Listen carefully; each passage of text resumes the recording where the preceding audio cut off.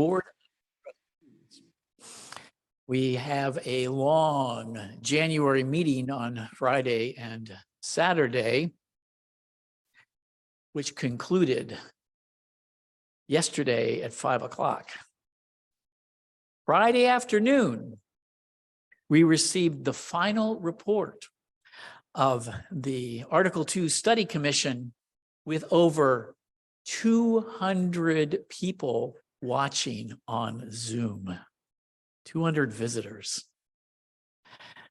You can read that report on our website. For those of you on Zoom, you may wish to go there and pull it off, which is uua.org, A2SC, which is Article 2 Study Commission -report.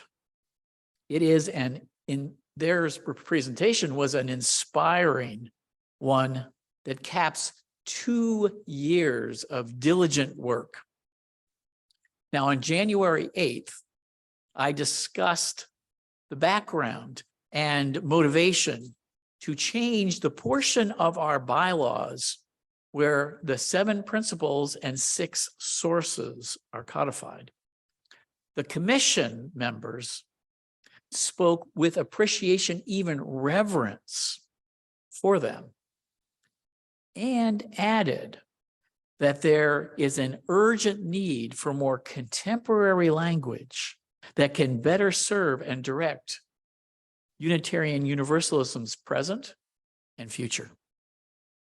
The Commission's report has been a grassroots process from the beginning. In the interviews, in focus groups, workshops, surveys, and the aggregated results, you will hear and read consistent themes. It is not a document of personal agendas or preferences, but rather an organic one coming from Unitarian Universalists telling the Commission what they believe is the center of Unitarian Universalism today. So as you review this work and decide whether you support it or not, rather than asking this question, do I like these words? Please ask the question, are these the words that reflect our congregation's values and commitments and the wider movement of Unitarian Universalism? Is this who we are becoming today, not who we were in the past? In that spirit of open-hearted exploration of our potential to transform the world through liberating love, let us join together in the celebration of life.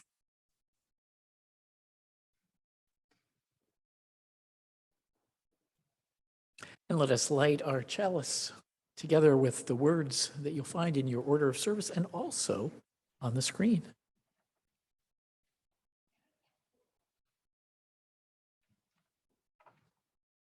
Welcoming all free seekers of truth and meaning, we gather to excite the human spirit, to inspire its growth and development, to respond morally and ethically to a troubled world, and to sustain a vital and nurturing religious community. And Olga will introduce our opening.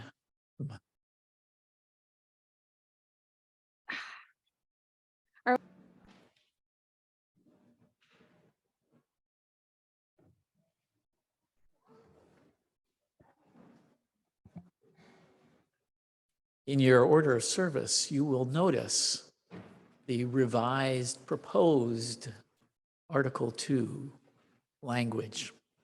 And I'd like to read it for you. Think of it a way that you might interpret important text. By reading it, it enhances, it can add dimensions to it. So I'll try to bring that text to life for you, even though this is bylaws.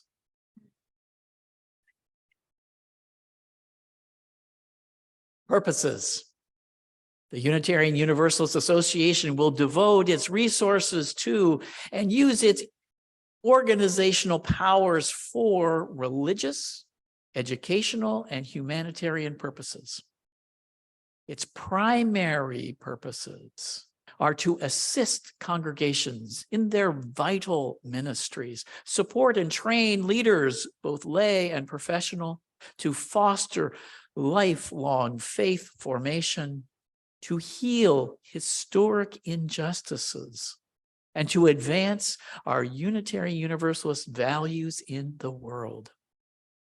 The purpose of the Unitarian Universalist Association is to actively engage its members in the transformation of the world through liberating love. Read that again. The purpose of the Unitarian Universalist Association is to actively engage its members in the transformation of the world through liberating love. Values and covenant. As Unitarian Universalists, we covenant congregation to congregation and through our association to support and assist one another in our ministries. We draw from our heritages of freedom, reason, hope, and courage, building on the foundation of love. Love is the power that holds us together and is at the center of our shared values. We are accountable to one another for doing the work of living our shared values through the spiritual discipline of love. Inseparable from one another, these shared values are interdependence. We honor the interdependent web of all existence. We covenant to cherish Earth and all beings by creating and nurturing relationships of care and respect. With humility and reverence, we acknowledge our place in the great web of life, and we work to repair harm and damaged relationships. Pluralism. We celebrate that we are sacred beings, diverse in culture, experience, and theology. We covenant to learn from one another in our free and responsible search for truth and meaning. We embrace our differences and commonalities with love, curiosity, and respect. Justice. We work to be diverse, multicultural, beloved communities where all thrive. We covenant to dismantle racism in all forms of systemic oppression. We support the use of inclusive democratic processes to make decisions. Transformation.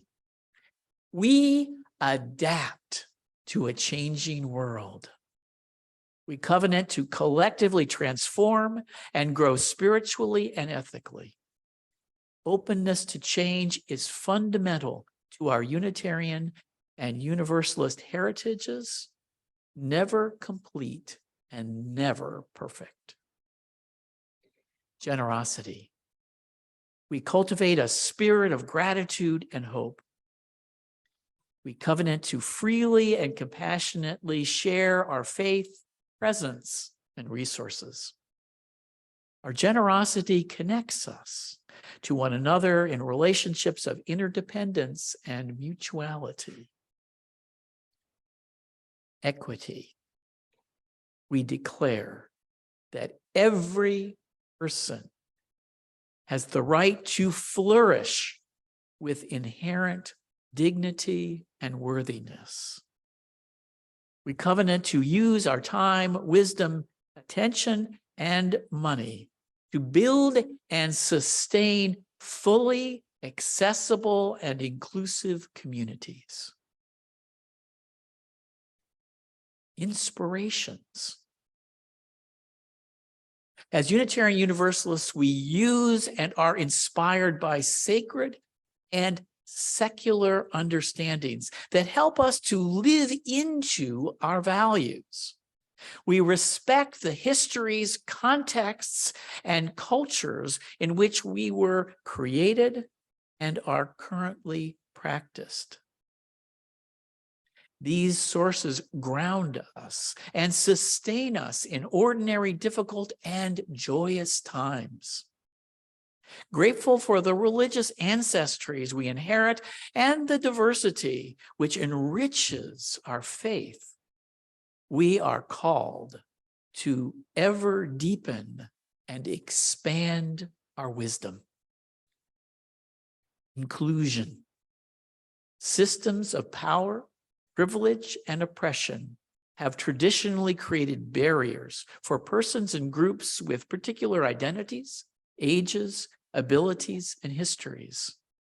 We pledge to replace such barriers with ever-widening circles of solidarity and mutual respect.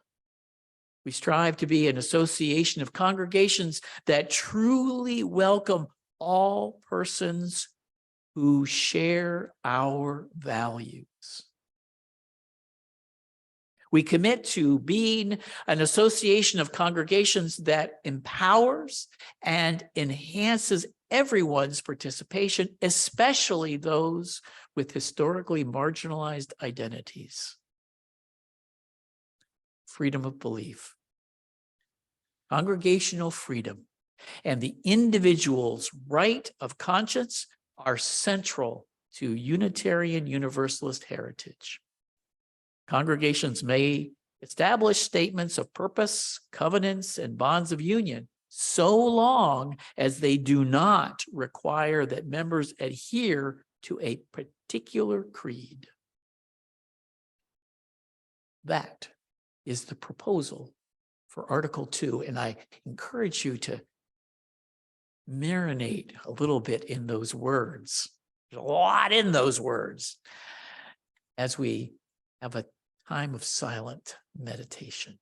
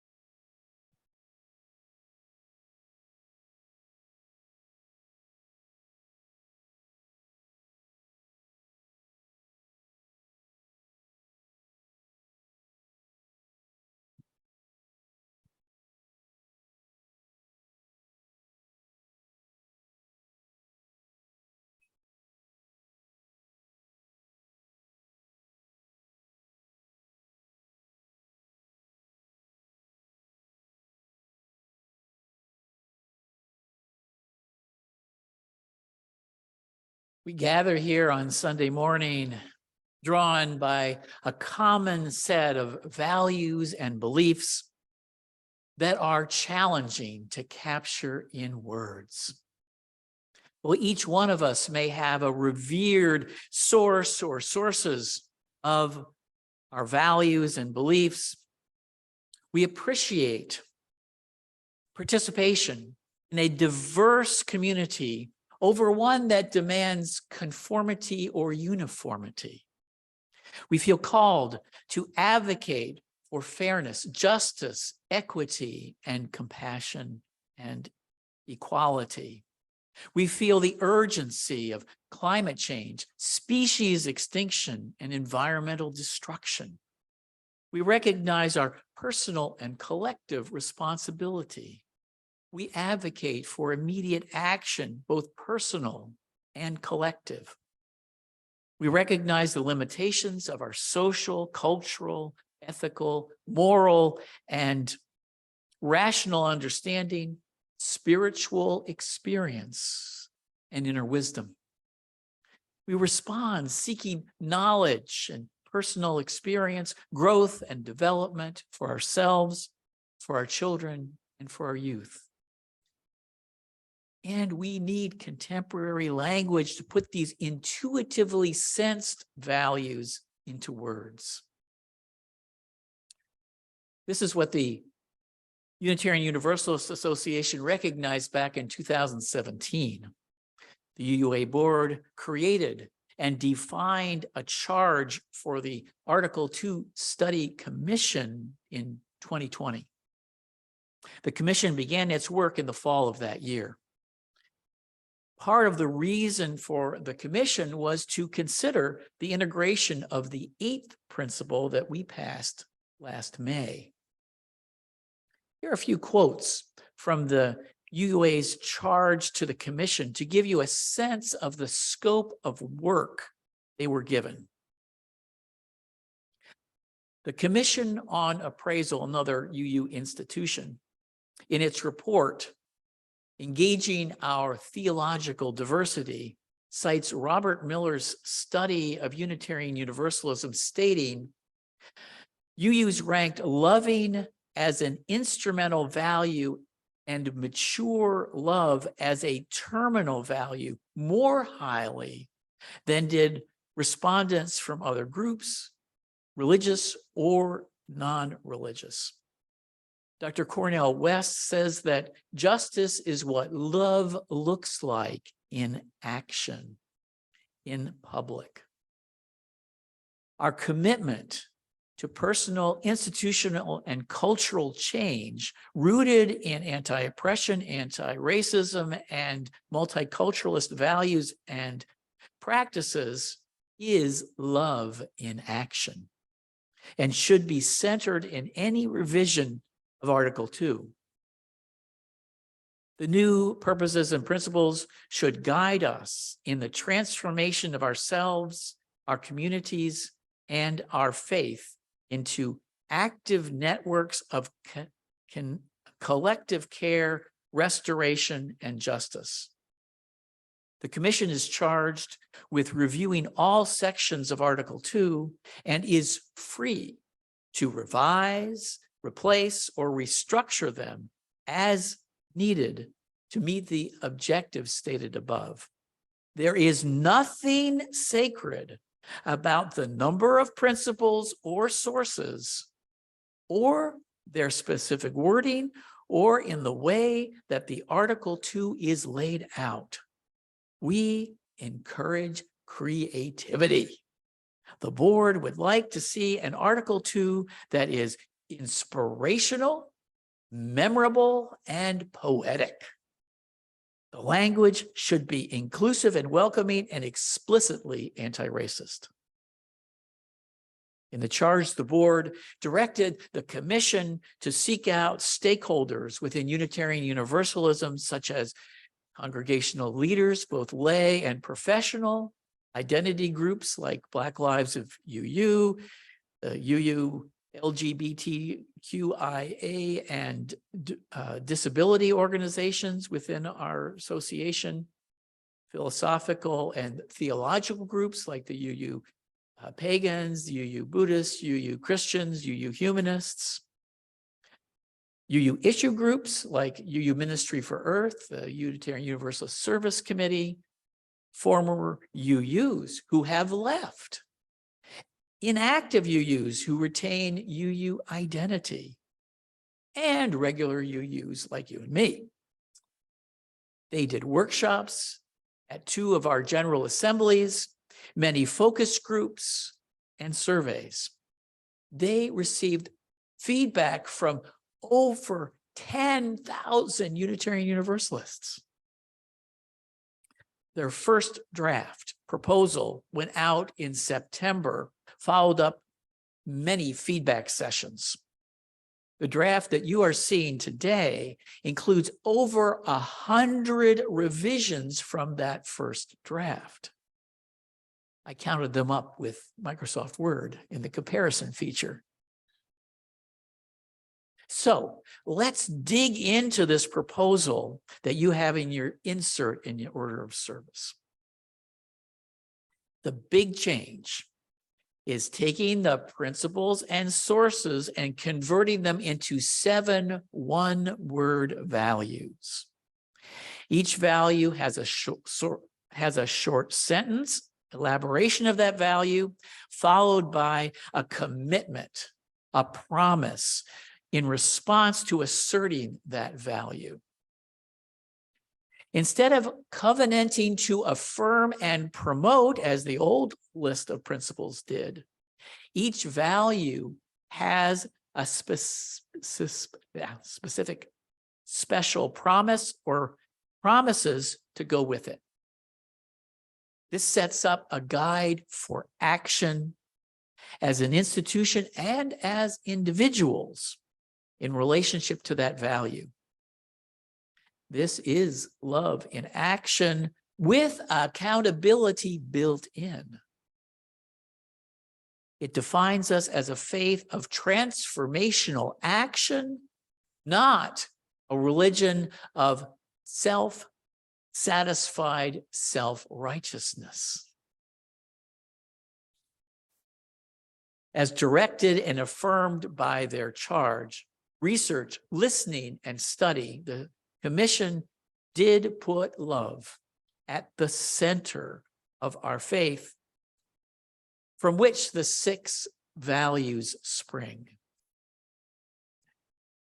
I just delight in the picture that's on your cover of your order of service.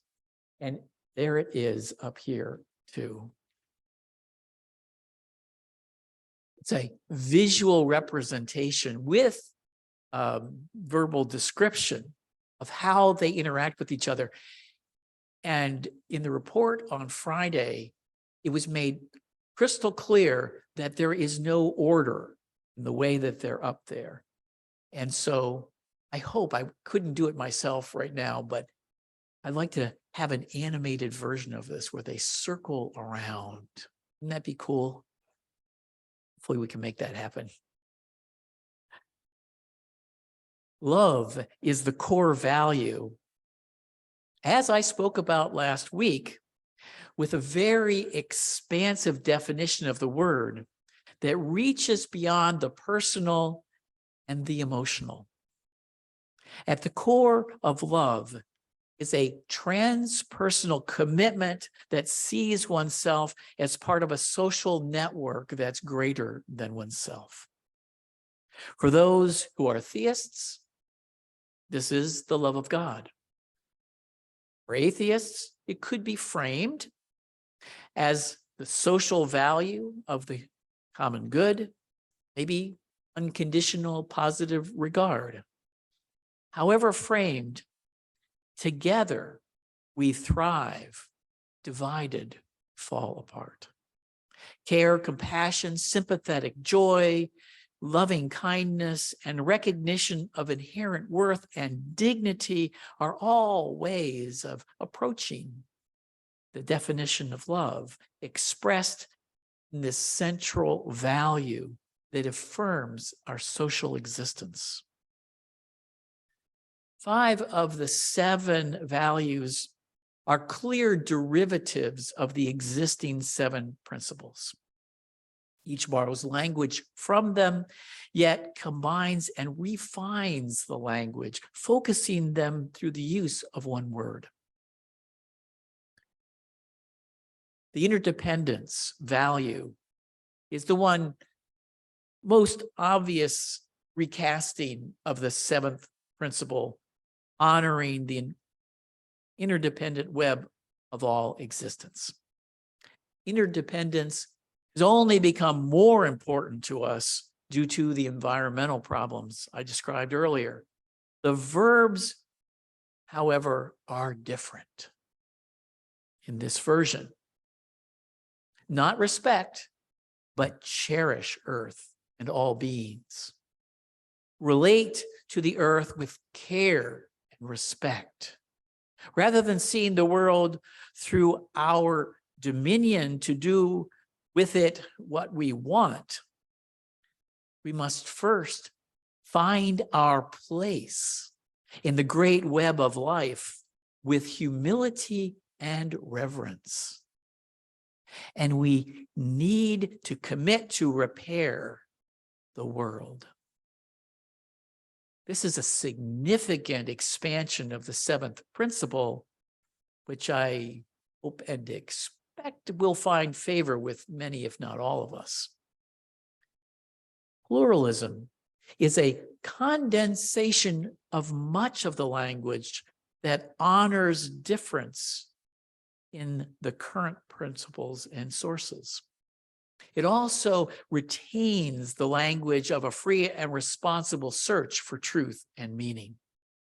It recognizes the wide diversity among us, not as we have in the past as tolerance, but with the verb celebrate. A response to difference isn't the silence and isolation that goes with tolerance, but rather a commitment to learn from one another. Rather than keeping our differences at arm's length, we embrace both our differences and our commonalities with love, curiosity, and respect. We use our ability to put aside our biases and allow our curiosity to help us appreciate and develop respect for our differences. This requires a high degree of self-awareness and self-differentiation to recognize inner bias and put it aside, at least temporarily, for the sake of developing loving relationship. Justice is a value integral to Unitarian Universalism present in our current principles and sources, and expanded with an anti-racist focus. There is strong influence of the eighth principle in the language of beloved community, dismantling racism, and systemic oppression. While it may seem a little disjoint, this is also the home of a commitment to democracy, though with a twist. The language is inclusive democratic processes. This recognizes that there are many ways to do democracy besides Robert's Rules of Order. It is open to developing decision-making systems that are anti-oppressive to minorities and inclusive of marginalized voices. Equity isn't the same as justice, though they often get lumped together as they are in our current second principle. Equity in this case focuses on the individual. Here is where the first principle language is preserved with some modification. The inherent worth and dignity of every person is transformed into every person has the right to flourish with inherent dignity and worthiness. It also has a specific charge to build and sustain fully accessible and inclusive communities. This is an intentional welcome to the disabled and the LGBTQIA communities. The transformation value is confession of our endless imperfection. It is an acceptance of the reality of impermanence.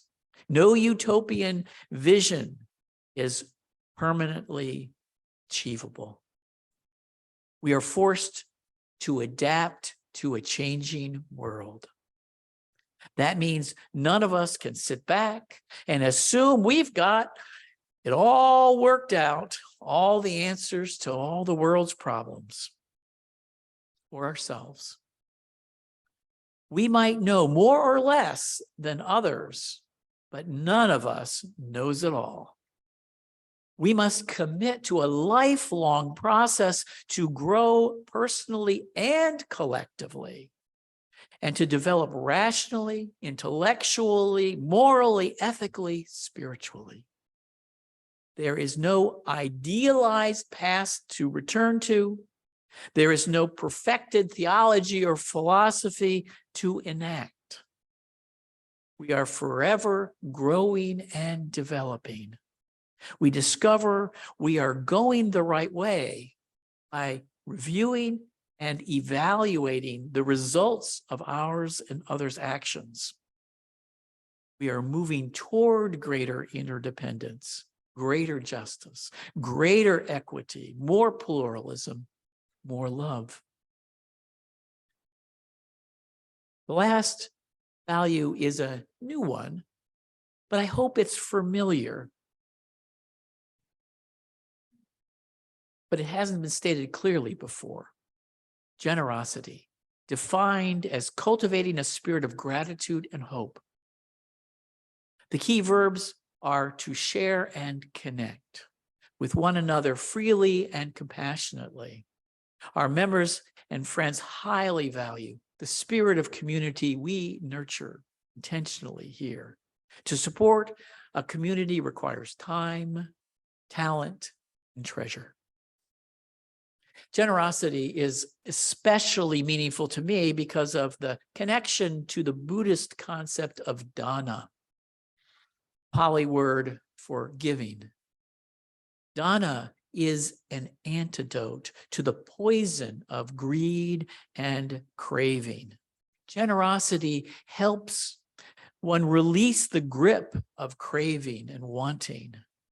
Generosity replaces the satisfaction of getting what I want with the pleasure and enjoyment of giving, which can be more satisfying than fulfillment of my personal desires. Just like that magic penny, lend it, spend it, and you'll have so many, they'll be rolling all over the floor.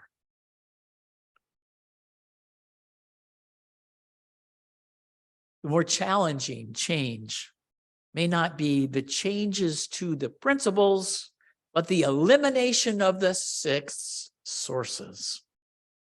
Rather than list them and thus exclude ones, like Buddhism is right now, which is integral to my ministry, the new language is titled Inspirations, and it identifies the general purposes of the sources. We're inspired by both secular and sacred sources, but for this purpose, to help us live into our values. You're careful about how we use those sources, not staking an ownership claim. The sources are both inspirational and practical. They ground us and sustain us in good times, bad times, and in ordinary times. With the spirit of gratitude for the wealth of sources that are part of our historical tradition, such as the Bible, we claim an open canon of sacred and secular texts that we choose.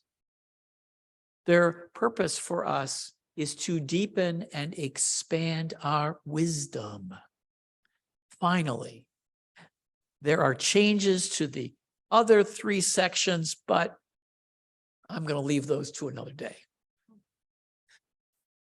They're not significantly substantial, and more along the lines of editing and improving them. So what's next?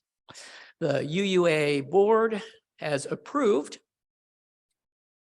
putting them on the agenda for General Assembly in Pittsburgh, Pennsylvania this coming June. There will be workshops on them, feedback sessions, potential edits can be put forward by the UUA Board and by individuals in mini assemblies before and during General Assembly. The Article 2, if the Article 2 does get a majority vote this year, we'll have a full year to think about it, debate these changes. At General Assembly in 2024, this revised version will be up for a final vote. At that time, it will need 2/3 majority to replace the current Article 2 rather. This is a huge step for defining the future of Unitarian Universalism. It will become the guiding principles for the Unitarian Universalist Association. All our congregations will need to be in alignment with them to remain members of the association. I fully expect a few congregations will leave. But the greater clarity of our values and commitments will greatly strengthen us and our ability to be a transforming religious tradition inside and outside our congregations. This past Tuesday was Racial Healing Day. I attended an online event with Heather McGee. That night, she's the author of the book, Some of Us. I did 2 sermons last January on her book, and she spoke about zero-sum thinking rooted in racism that undermines the public good of society. Conversely, some of us thinking, when we work together and share together, can result in a solidarity dividend. The Article 2 changes are all about how to do some of us thinking and get that solidarity dividend in our congregations too. The Article 2 Study Commission readily admits that the new language of Article 2 isn't perfect. There most likely will be amendments that will improve it. You may have some thoughts right now about how to do that. But I support these changes in a whole and look forward to the benefits that we're going to reap from this improved language to express the beautiful value energy we strive to live into as Unitarian Universalists. So be it.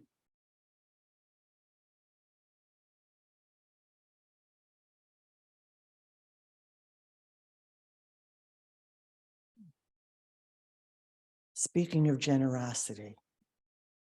Good morning, I'm Sharon Babala, and I am the service associate today. Before I introduce the offering, we need to note, with the exception of Al for grades 8 and 9, Sunday morning programming for children ends at 11:15. If you have children in pre-K through 5th grade, please pick them up from their classrooms at that time.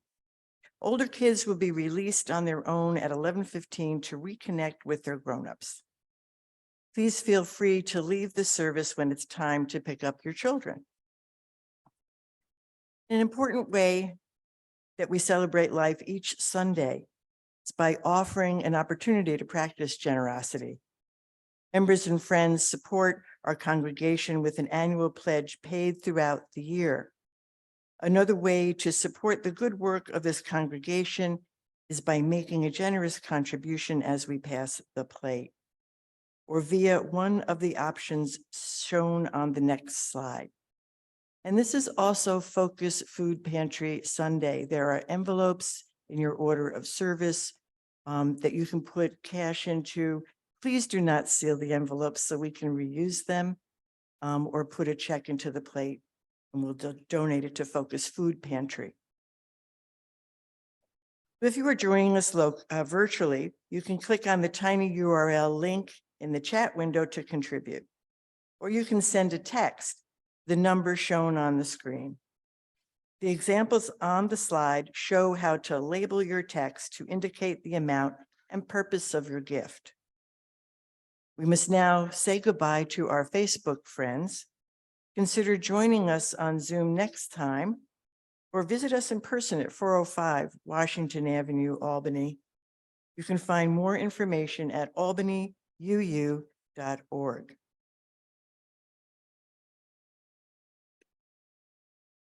Our offertory today is number 10. So just imagine being in a convention hall with thousands of UUs all standing and singing that and clapping together.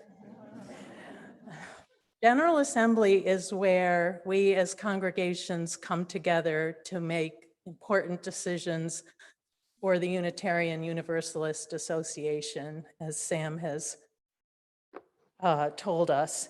Board of Trustees appoints 7 delegates from our congregation to represent us, either online or in person, and in person will be at in Pittsburgh this June. But there is more to GA than business, as you will see in the video, the short video we're about to see. And you don't need to be a delegate to participate. And you don't have to be a longtime member to participate.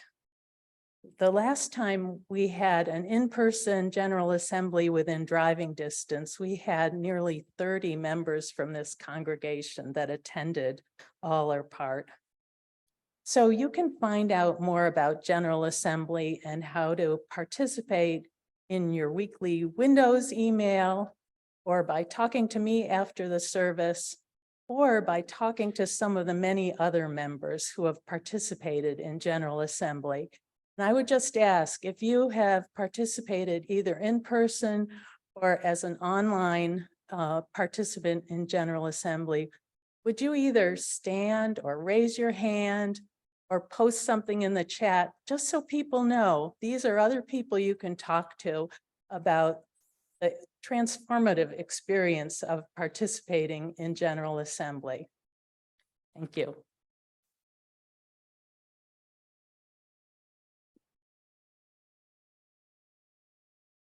What is General Assembly?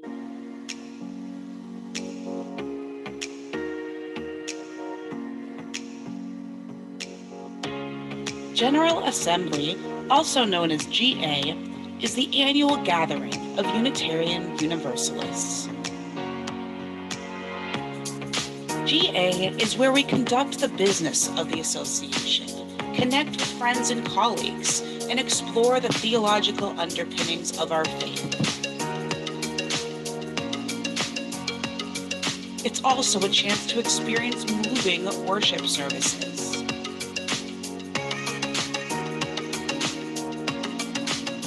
And connect with music and celebration.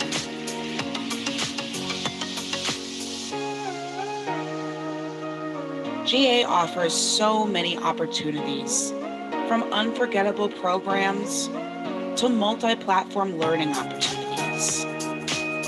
Not to mention content you can return to all year long.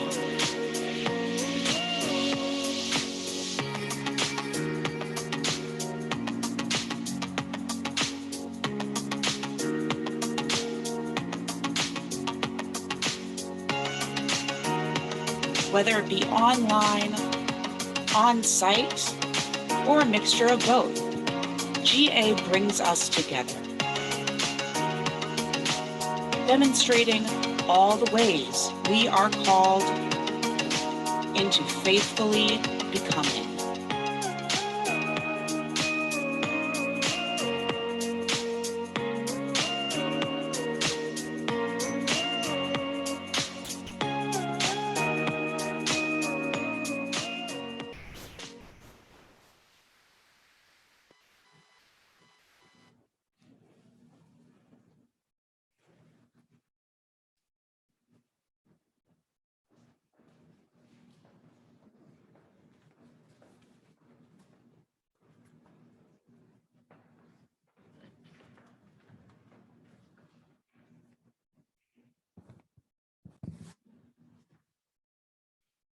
Good morning. My name is Alice, and I'm on duty today, Pastoral Care Associate. Also on duty today is Eric. This is the time set aside in our service for sharing significant personal milestones in our lives. There are several ways to share a joy or sorrow. On Zoom, you can click on the raised hand symbol. The technician will call you to unmute and share your joy or sorrow. Those in community hall will be able to come forward and select a stone to place in the bowl on the table. If you wish, you can share your joy or sorrow at the microphone. Please also consider sharing your sorrow after the service with one of our pastoral care associates. We'll begin by reading items that were submitted this past week. They will be followed by the spoken joys and sorrows on Zoom, and finishing with any joys and sorrows to be shared from Community Hall.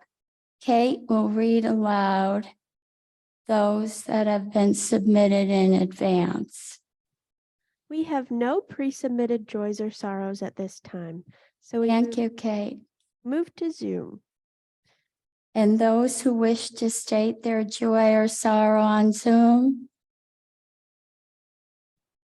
Kate, I guess we don't. So far, we have no raised hands on Zoom.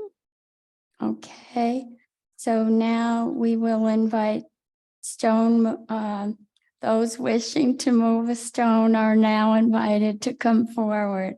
If you wish to speak your joy or sorrow, you can wait with the usher at the microphone.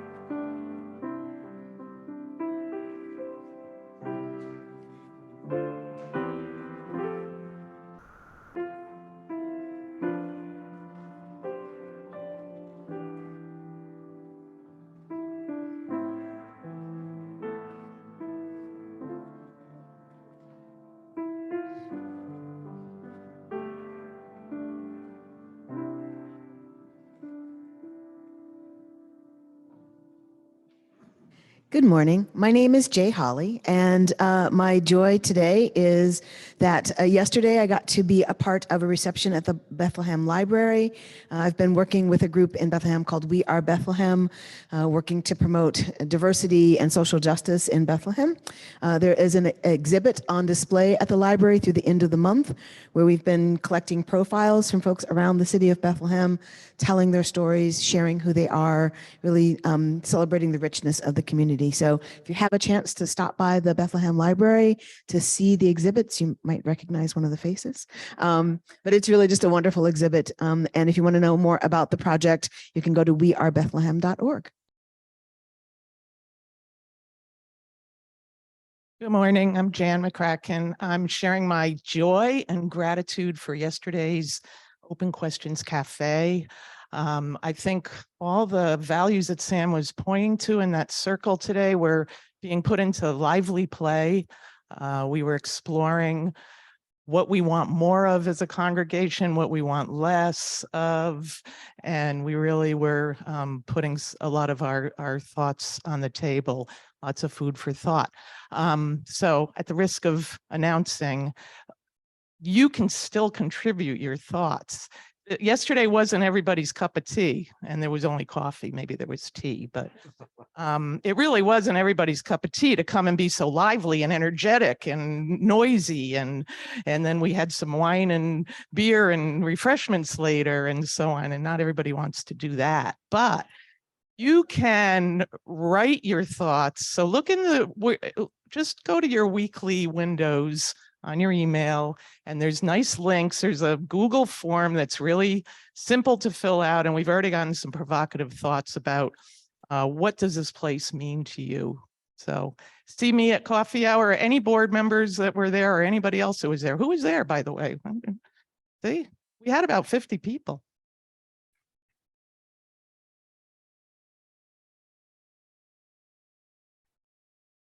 Good morning. My name is Joel Koulis. I have a sorrow that I actually hope will turn into something better. My mother fell and broke her hip this week, and it is her second fall in the last 6 months. And I know she's very upset about what seems to be the daunting prospect of having to do rehab again. So I'm just hoping for her sake that she will find that strength. So thank you. I have a joy to share. My name is Laura Rose, and at the Institute for History and Art on Central Avenue, there is an exhibit. It's called the Gordon Parks exhibit. Gordon Parks is a photographer, an American photographer who's in the past. However, his work is all about showing equality and justice through photography. And his work is nationally known. He has affected America through his photography. And the reason why I know about this and I'm sharing it is because my daughter was chosen as 14 years old and was chosen as one of 7 students in New York State to be an artist activist, which is to show her photography alongside this exhibit, of which she chose to do a picture of something she saw locally through the eyes of a 14-year-old. Her topic was to go to Washington Park and take a picture. And what she took a picture of was a cup in the water in the lake near the lake house. And from that, she turned that into an issue of litter and why that is important in the world for us to address. And so that is my joy. My daughter is now a professional artist activist, and her work is displayed there alongside someone who has affected the world as I hope she does in the future. Thank you.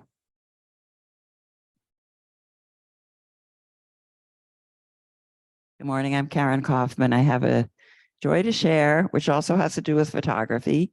And that is that apparently Michael Hornsby submitted a photograph to the Times-Union of our MLK service, which is published this morning in the Sunday Times-Union on the second page of the local section. And it just makes me very proud. And I'm so happy that the whole community will see us.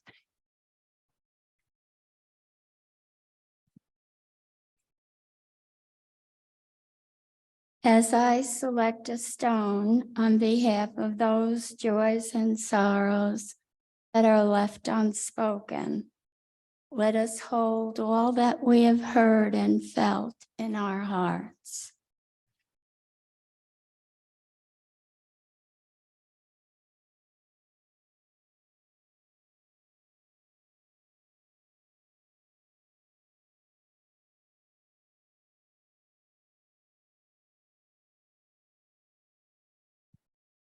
For our prayer of affirmation, I'd like to share a poem with you by Derek Walcott. It's titled Love After Love, and it's quoted from Kim Rosen's book, Saved by a Poem, The Transformative Power of Words. And let us turn inward to receive these words.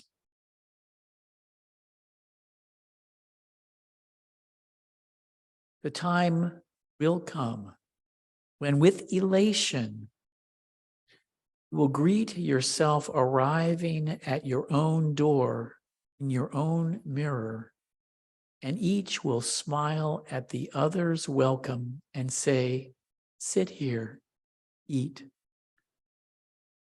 You will love again the stranger who was yourself.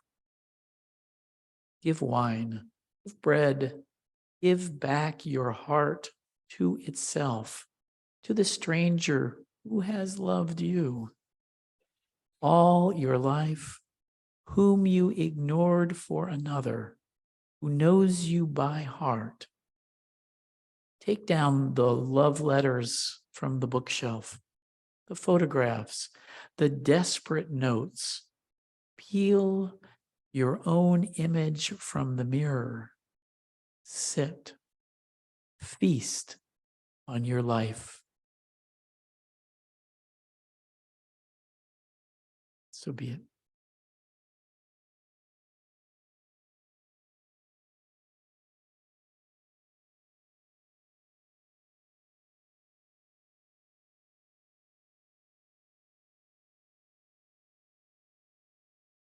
We'd like to get to know guests and visitors at our service.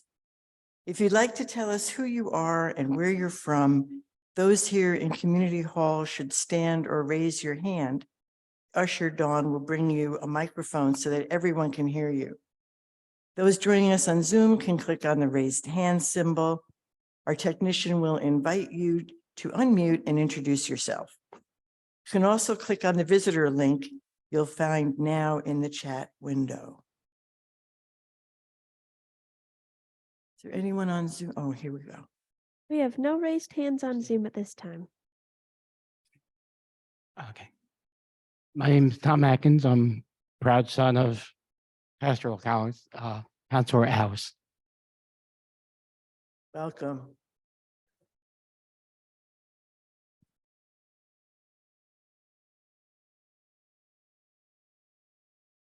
Morning. I'm Annalisa Hofgren Willis, and this is my husband, Kevin Willis. And we are from New York City, but we've recently moved up here. Welcome. Thank you very much. Well, we'll hope to see you more often. Thank you. Got it. Thank you and welcome to all who have joined us today. If you'd like to learn more about our congregation or Unitarian Universalism, you can stop by the table in the lobby and speak with our welcome table host. On Zoom, you can find in the participant window someone with welcome before their name. You can reach out to that person in the chat window. There'll be also opportunities to socialize and welcome newcomers after service, both for those on Zoom and here in Community Hall. I also draw your attention to the announcements printed in the order of service and shown on the screen shortly.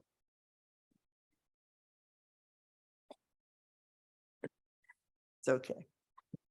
So for closing words, I'm reading first from the new proposed Article 2, Purposes and Covenant. Love is the power that holds us together and is at the center of our shared values. We are accountable. This moves me. We are accountable to one another for doing the work of living our shared values through the spiritual discipline of love. So when we see each other, speak from love, take a pause before we speak, and be grounded in your open heart.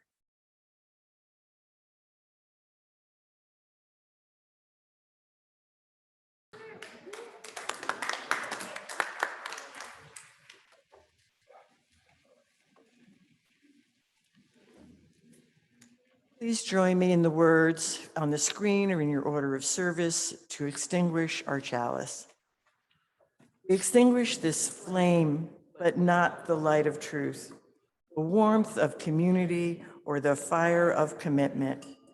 These we carry in our hearts until we are together again.